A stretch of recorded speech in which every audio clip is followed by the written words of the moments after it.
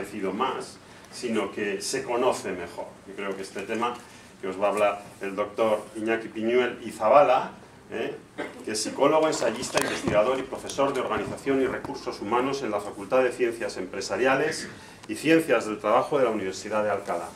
Le cedo la palabra a él y nos va a dar una charla, seguro, muy interesante y muy productiva. Muchas gracias, Iñaki.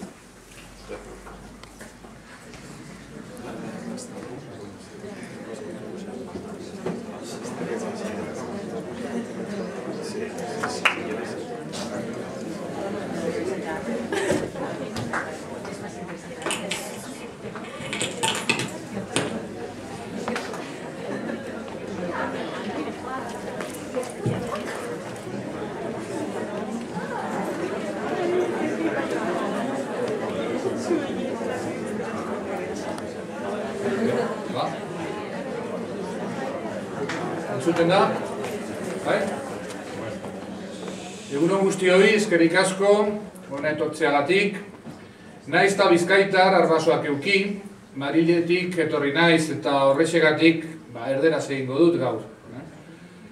Por eso quería comenzar agradeciendo a la Universidad del País Vasco, que me acoge aquí, al rectorado, a la consejera de Educación, que ha tenido la amabilidad de acogernos en estos encuentros, el Correo, la Academia de Ciencias Médicas de Bilbao.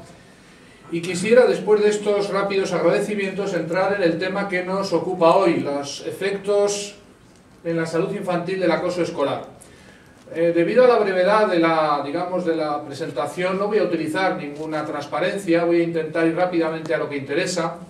Y también voy a intentar que al final de mi intervención podáis formular las preguntas que deseéis, aunque sea brevemente, para poder centrar en las cuestiones de mayor interés dentro de la formación de clínicos, de personas que estáis, entiendo yo, cercanos al mundo de la salud y más especialmente si tenéis interés el día de mañana en dedicaros a la salud infantil.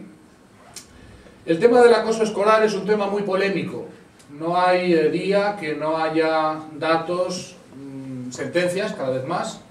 Quiero recordar dos sentencias muy interesantes, muy recientes, en las que se condenan a dos centros educativos privados, por cierto, aunque el acoso escolar se produce igualmente en centros públicos que en centros privados.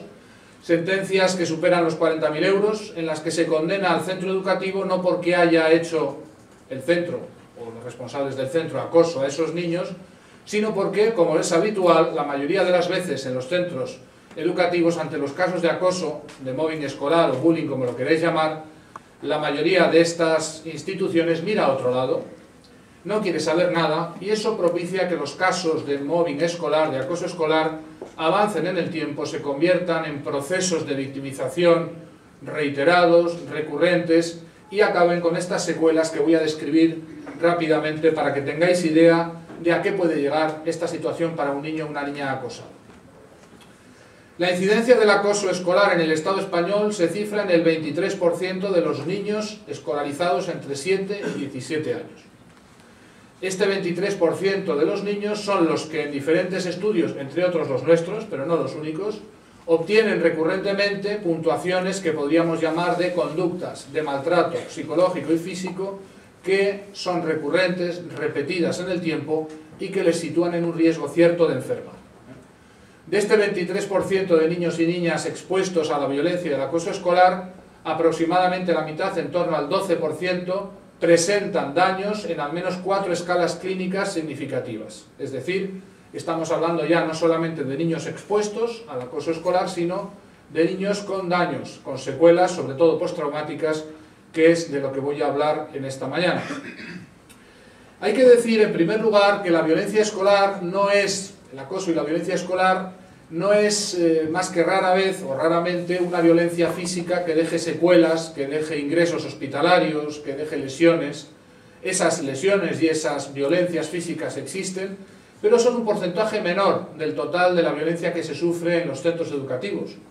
La mayoría de los niños que sufren acoso y violencia escolar sufren un tipo de violencia sibilina, sutil, invisible, que deja poco rastro excepto el del daño postraumático que puede acompañar a ese niño o a esa niña a la vida adulta.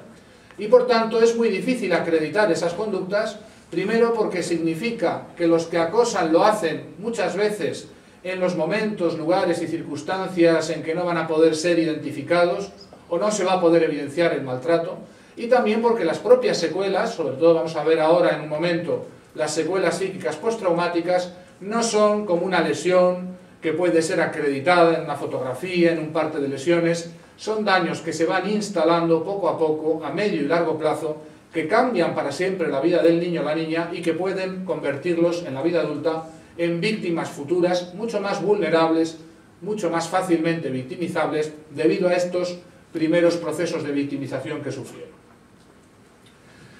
Los primeros que trivializamos la violencia y el acoso escolar somos los que más cerca estamos de las víctimas, más cerca en todos los sentidos, los propios padres. Somos los propios padres los que muy rápidamente, en cuanto un niño comienza a relatarnos lo que sufre en el colegio, un hijo nuestro, enviamos esos mensajes psicológicamente tóxicos que consisten en decirle, bueno, no le des más importancia, yo también lo sufrí y aquí estoy, forma parte de la vida, el acoso te hace más fuerte, hay que resignarse a él,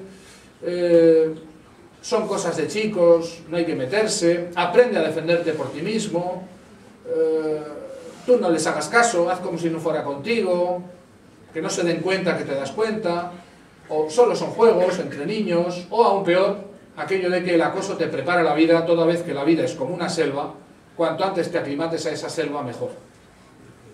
Para un padre o una madre que sufre al ver a su hijo sufrir, es muy difícil mantener el tipo ante ese relato y muy rápidamente, como decía la crónica de esta misma mañana del Correo, intentan sofocar el relato de esos niños victimizados, quitando la importancia o incluso tapando ese relato para no tener que oír algo que es terriblemente doloroso para el padre o la madre.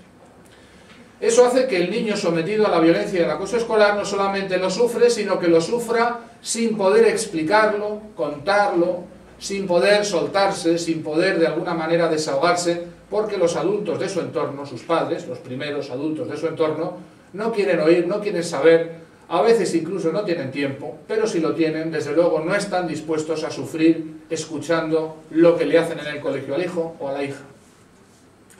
Los siguientes adultos que son responsables de que este problema se mantenga y se cronifique son los propios educadores, los propios profesores, los educadores, orientadores, profesores, responsables de los centros educativos, que todavía tienen de una manera mayoritaria en España una idea equivocada de qué es lo que hacen o cuál es su función en relación al acoso escolar. Todavía ante los casos denunciados reaccionan diciendo, de una manera muy habitual, bueno, pues que no se puede estar encima de los niños, que no pueden convertirse en policías, que no se puede estar monitorizando y controlando todas las conductas que ocurren en un centro educativo, que no hay que meterse, que son cosas de niños, que son juegos, todas esas versiones equívocas que además sabemos contribuyen decisivamente a la impunidad de las conductas, y esa impunidad es la que lleva a que esas conductas se repitan y al repetirse se convierten en procesos de victimización.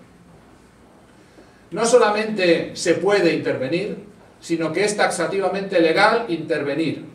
No enviamos a nuestros hijos a una selva ni a una guerra, enviamos a los niños a un colegio, a un centro educativo, donde los adultos, los responsables de esos centros, los educadores, tienen una posición legal de garante. Si no lo hacen por las buenas, lo tendrán que hacer después por las malas, es decir, responder legalmente de su responsabilidad cuando se produzcan los siniestros que siempre son los casos de acoso y violencia escolar que terminan con niños y niñas victimizados. Estos centros que han sido condenados recientemente, voy a referirme por ejemplo al caso del Colegio Amor de Dios de Alcorcón, repiten que allí la convivencia es magnífica, que nunca jamás se dio un caso de acoso escolar, que esas cosas existen, pero siempre existen en otros centros, en el colegio del frente, en el instituto del frente, y esas declaraciones que son tan bien intencionadas a veces como falsas en la realidad, encubren situaciones de victimización y revictimización de muchos niños que sufren en silencio y que no son identificados como víctimas. Esos niños van a comenzar a tener secuelas psicológicas y psicosomáticas de tipo postraumático que van a llevarles a que no quieren ir al colegio. Niños que no habían tenido ningún problema para asistir a su centro educativo, para ir al colegio, comienzan a tener miedo. Empiezan a somatizar extrañas afecciones para las que los médicos no encuentran causa, ni encuentran diagnóstico, porque el único diagnóstico es el desarrollo de una secuela psicológica que genera efectos psicosomáticos, es decir, en el cuerpo, en el organismo, pero que tienen origen psíquico. Niños que de repente se retraen, que empiezan a tener problemas de concentración, que no se enteran, que no recuerdan, que tienen problemas en la memoria a corto plazo, que se desconectan periódicamente, tienen lo que llamamos los psicólogos clínicos flashbacks, es decir, se les viene a la cabeza el recuerdo de escenas traumáticas, de escenas en las que han sido victimizadas. Esto se les viene estando despiertos y por tanto parece que se quedan como desconectados, como si estuvieran ensoñando, pero también se les produce en medio del sueño en forma de pesadillas que les lleva a despertarse en la mitad de la noche y a no poder volver a conciliar el sueño. Muchos de los terrores nocturnos de los niños acosados obedecen a pesadillas que no son sino la repetición en el sueño de lo que ha quedado registrado y grabado en el inconsciente, es decir, toda esa variada gama de torturas psicológicas, de exclusión social, de bloqueo, de insultos, de motes, de todas las violencias psicológicas y físicas que sufren en sus centros educativos a diario. Estos niños no son fóbicos, no tienen una fobia escolar, no tienen miedo al colegio, tienen miedo a ser maltratados, tienen terror incluso a encontrarse con sus acosadores, tienen un sentimiento de peligro inminente porque saben que en cualquier esquina, en cualquier momento, en el aula, a la salida del aula, en el patio, al salir del colegio, en el entorno escolar, se van a producir de nuevo escenas de violencia psicológica o física, de acoso y violencia escolar contra ellos. Y por tanto un organismo, un niño completamente normal, que hasta la fecha no tenía ningún antecedente psicológico, que no tenía ningún problema psíquico, que tenía un rendimiento bueno, incluso a veces extraordinario en el ámbito escolar, comienza a ser la sombra de lo que fue, comienza a tener problemas de rendimiento escolar, comienza a tener toda esa variada gama de afecciones psicosomáticas que no son sino el efecto de que en un organismo normal, a un organismo normal se le someta a esa variada gama de torturas psicológicas. Y todo eso se produce en la incomprensión de los adultos ante la inacción de los responsables educativos y también a veces, hay que decirlo, con la revictimización, es decir, la victimización secundaria que hacemos los que debiéramos ser parte de la solución y terminamos siendo parte del problema. ¿Cómo cursa normalmente un caso normal de acoso y violencia escolar? Normalmente, cuanto más pequeño es el niño, más dificultad va a tener de explicarse lo que le pasa y mucho menos de explicar a otros lo que le pasa. Cuando por fin lo explica, va a ser inmediatamente sofocado ese relato, se le va a trivializar, se va a banalizar la violencia psicológica que sufre, se le va a decir que no haga caso y cuando comience a tener las secuelas psicológicas postraumáticas, va a empezar a asistir al psicólogo, al orientador escolar, que va a intentar realizar un diagnóstico de esa situación. Normalmente ese diagnóstico es un diagnóstico equivocado porque pone como causa o como causante del problema al que es la víctima de él, es decir, al niño o la niña victimizado. Frecuentemente escuchamos diagnósticos equívocos, distorsionados, que llevan a pensar que estamos ante un niño que no sabe hacer amigos, ante un niño retraído, ante un niño o una niña tímido, ante un niño que tiene miedos incontrolados, que no sabe hacerse con las relaciones con sus iguales, que además no sabe hacer frente y por tanto tiene problemas de asertividad y de saber defenderse.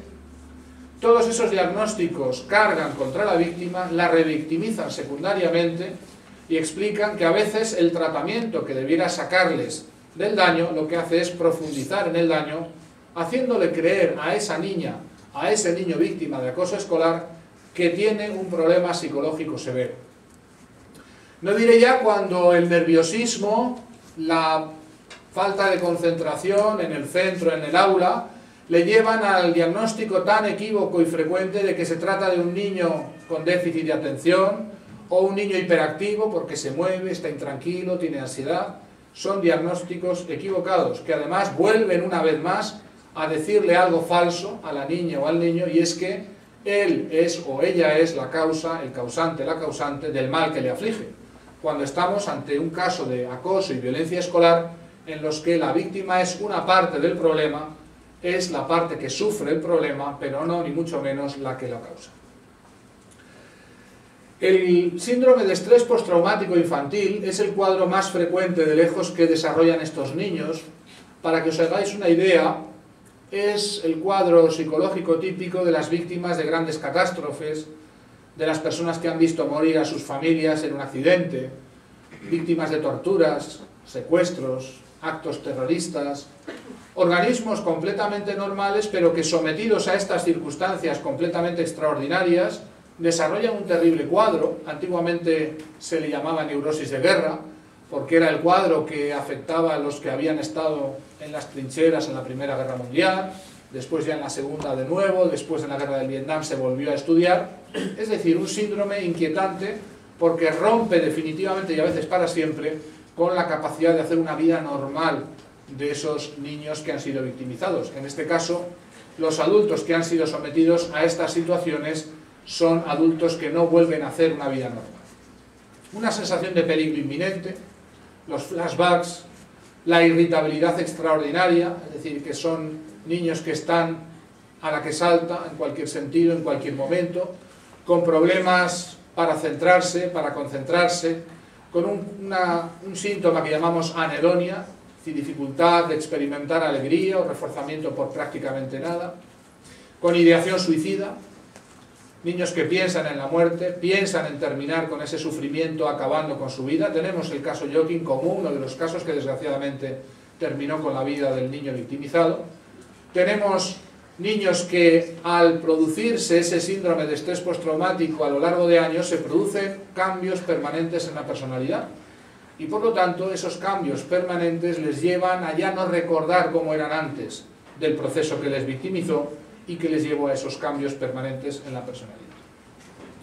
Deciros que los cuadros de estrés postraumático, si no se tratan psicológicamente, no remiten espontáneamente.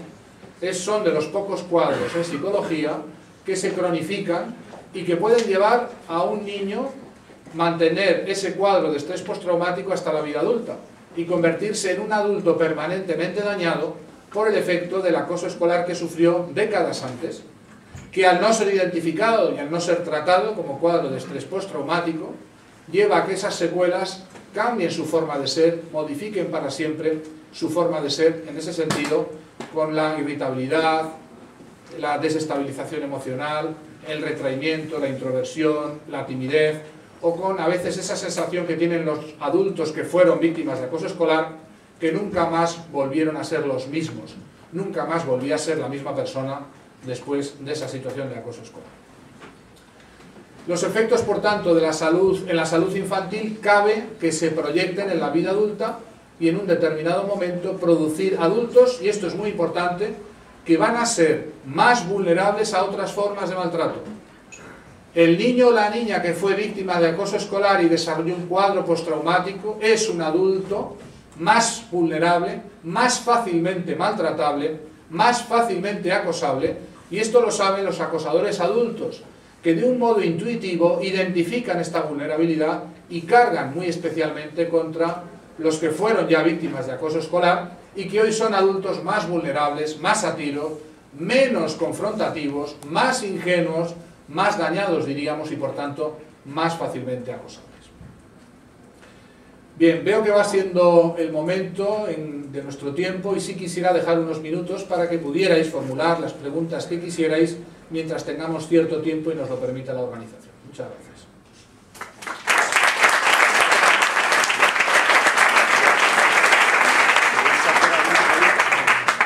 Has dicho que los que sufren de pequeños, pues eso, lo del bullying y tal, que luego mayores son más ingenuos. ¿No se supone que deberían de ser de mayores más desconfiados?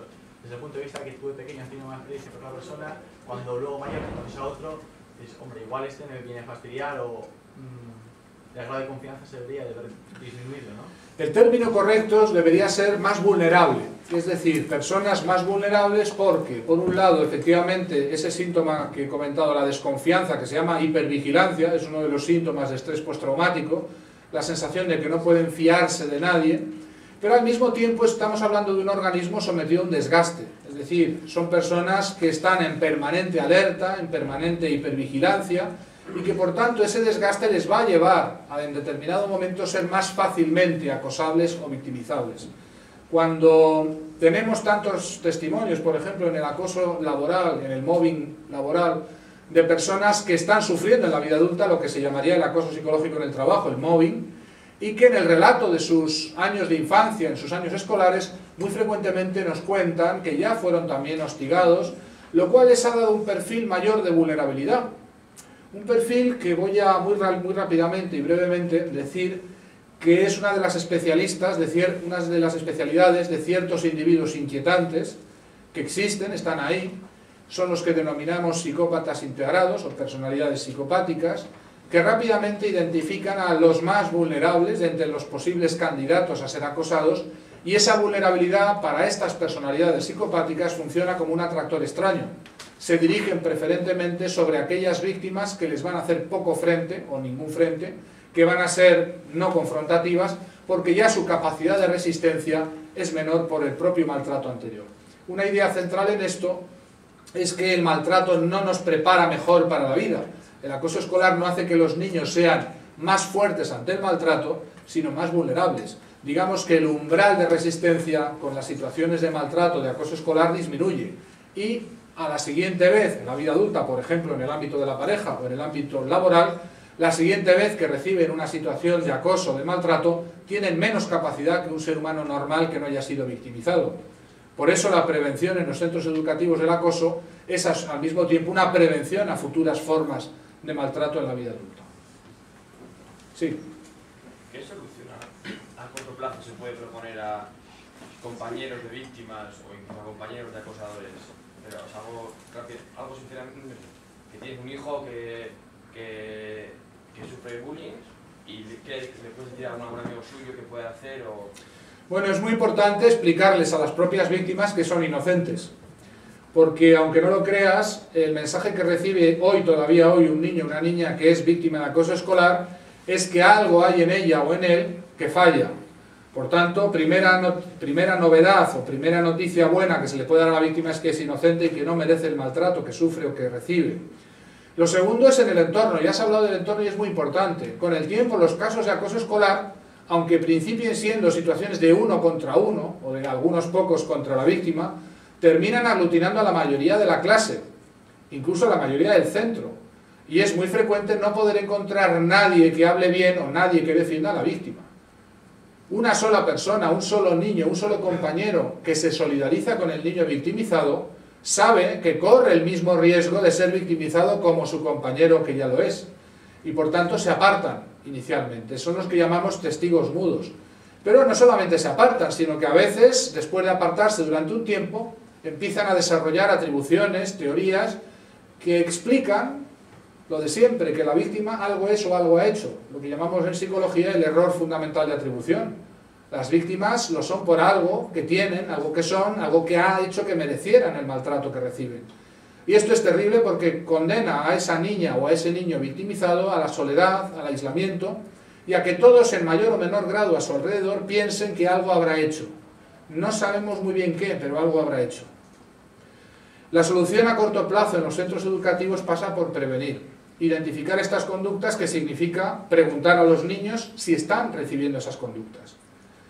Yo encuentro todavía hoy muchísima complacencia y muy buena opinión de sí mismos de la mayoría de los centros educativos que presumen de tener indicadores de convivencia muy elevados, y la experiencia nos dice que esa convivencia mayoritaria cursa también en paralelo con situaciones de victimización que afecta a un número menor de niños, es cierto, pero que en esa convivencia se encubren muchas veces situaciones de chivo expiatorio, niños y niñas que están funcionando en sus clases, en sus aulas, en sus centros educativos, como el pararrayos de toda la violencia de la unanimidad persecutoria, de mecanismos que están ya hace muchas décadas explicados por la psicología social, sobre todo este mecanismo tan inquietante que yo he encontrado detrás del bullying, que es lo que llamamos el mecanismo del chivo expiatorio, aquel que se convierte en el público enemigo, en el que paga por todos, por decirlo así.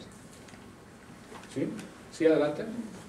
¿Sí? Una pregunta, además de felicitarte por lo bien. Un poquito más alto, por favor. Además de felicitarte por lo que nos has enseñado en tan poco tiempo y tan comprimido, te quería hacer una pregunta. El título está Efectos en la salud infantil del acoso escolar. A nivel universitario no existe acoso escolar, o se conoce menos, o es que no afecta. Porque en cuanto a las noticias, lo que he leído pues es realmente mucho menor de lo que podemos ver en los centros escolares. Hasta donde llegan mis noticias, y que alguien me corrija de la sala si me equivoco, lo aceptaré, pero hasta donde llegan mis noticias no se ha investigado de manera exhaustiva el acoso psicológico en el ámbito educativo superior en la universidad. Ya nos cuesta mucho medir el mobbing laboral en la universidad, sin ser objeto de persecución al investigador que se atreve a mirar esas cosas, como para investigar esas otras cuestiones. Pero sí le voy a dar un dato que es muy inquietante, y este es un dato del estudio Cisneros 10, ya se publicó en 2007, y es cómo evoluciona el número de acosadores en porcentaje relativo del total de los niños investigados con la edad. Si podemos decir si van a más o van a menos el número de individuos que en las aulas, en este caso educación primaria y secundaria, según van creciendo. Y tengo yo aquí datos muy inquietantes. El número de acosadores puros, es decir, de niños que acosan sin ser acosados jamás, pasa en segundo de primaria del 13,8% en un aula, al terminar primero de bachillerato es el 31%. Es decir, me has que duplicado. Y la cifra no hace sino crecer curso a curso. Algo nos dice, algo pasa como si el número de personas que fuera aprendiendo a acosar va a más con el tiempo y no a menos. También es curioso porque la cifra de víctimas va disminuyendo. El número de niños acosados desde segundo de primaria hasta primero de bachillerato va disminuyendo curso a curso. ¿Qué significa eso? Pues que la violencia con el tiempo se va concentrando en un determinado número de individuos, menor, ¿verdad? Primero es una violencia muy indiscriminada, muy todos contra todos. A medida que vamos avanzando en la edad, son menos el número de niños acosados. Por eso es falso eso que yo escucho tantas veces. Hay más acoso en la secundaria, o hay más acoso en la ESO que en la primaria. Eso es porque no han mirado en la primaria, no han investigado en la primaria y por tanto solamente tienen datos de la secundaria. Esa comparación es absurda porque no hay, cuando analizamos los datos en primaria y secundaria, no se puede ni comparar. Hay muchos más niños víctimas de la violencia y el acoso escolar en la primaria que en la secundaria. Pero en la secundaria los casos son más graves, porque es una violencia mucho más unánime, es mucho más social y se produce en una etapa donde la violencia y la exclusión social contra un adolescente es mucho más decisiva y además existe el riesgo, que en la primaria es mucho menor, de ideación autolítica y de conductas suicidas. Por eso yo me temo que seguramente en la universidad sí que hay también casos de acoso escolar, aunque hablamos ya de individuos adultos, de individuos que tienen más acceso a la información, con más recursos que cuando estamos hablando de niños de primaria o incluso de secundaria. ¿Sí? A lo mejor un sitio interesante donde estudiar esto en edades universitarias sería en residencias o colegios mayores. Sí, no solamente es un sitio adecuado, sino también tenemos datos, y muy recientemente, en estas semanas, ha habido varias emisiones televisivas, algunas en las que yo he participado, que explican el fenómeno del maltrato de los novatos, el tema de las novatadas, los procesos de integración en los colegios mayores universitarios. Y aunque es cierto y está prohibido por ley practicar esas conductas, el hecho es que se siguen repitiendo, se siguen produciendo y, bueno, pues quizá habría que preguntarse con qué tipo de impunidad para los que lo hacen, porque en un colegio mayor universitario, donde se producen esas conductas, todo el mundo sabe quiénes las producen, a qué hora, dónde se producen, y se podrían cortar si hubiera voluntad política de hacerlo.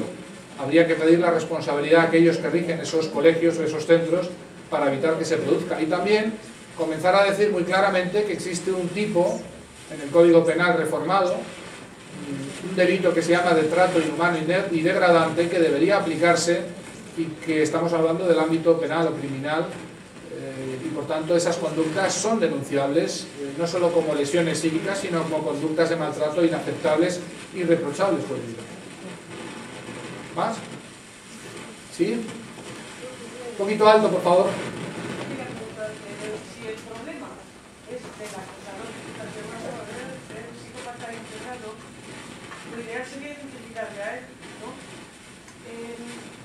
Claro, si los colegios y tal, pues para dicen que si no pasa nada, a nivel desde el ministerio, la que ha marchado y demás, pues hacer algún protocolo de prevención. Hay algo en vistas a identificar al psicópata integrado y dos. Y a este psicópata si se identificara, ¿qué se podría hacer con él? Porque él es el causante del problema. Él es la causa. ¿Se oye? No.